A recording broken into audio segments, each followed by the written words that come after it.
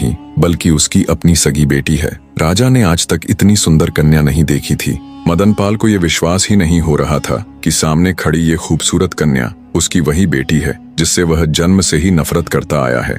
इतनी नफरत कि आज तक उसने उसकी शक्ल तक देखना गवारा नहीं था। पर आज जब पहली बार उसने अपनी बेटी को देखा तो अपनी सुध बुद्ध खो बैठा और बस एकटक उसे ही देखे जा रहा था। राजा मदनपाल की आंखों में पिता का प्रेम नहीं बल्कि वो दुष्ट दरिंदा था जो अपनी सारी मान मर्यादा भूलकर गंदी निगाहों से राजकुमारी को घूरे जा रहा था। राजकुमारी को देख राजा मदनपाल के मुख से एक शब्द भी नहीं निकला और वो बिना कुछ बोले चुपचाप वहां से वापस अपने शयन कक्ष में लौट आया। दुष्ट राजा वासना के वशीभूत हो अब बस राजकुमारी तारावती के बारे में ही सोचे जा रहा था। उसका दिमाग एकदम से सुन्न पड़ गया था। रह रहकर उसकी आंखों के सामने राजकुमारी तारावती का वही मुस्कुराता चेहरा आ रहा था। राजा को ऐसे ही बैठे बैठे पता नहीं कब दिन से रात और कब रात से दिन हो गया। उसके दिमाग से राजकुमारी तारावती की छवि हट ही नहीं रही थी। उसके मस्तिष्क में हजारों सवाल जवाब, हजारों तर्क वितर्क एक साथ चल रहे थे। इधर बेचारी राजकुमारी तारावती भी असमंजस में थी।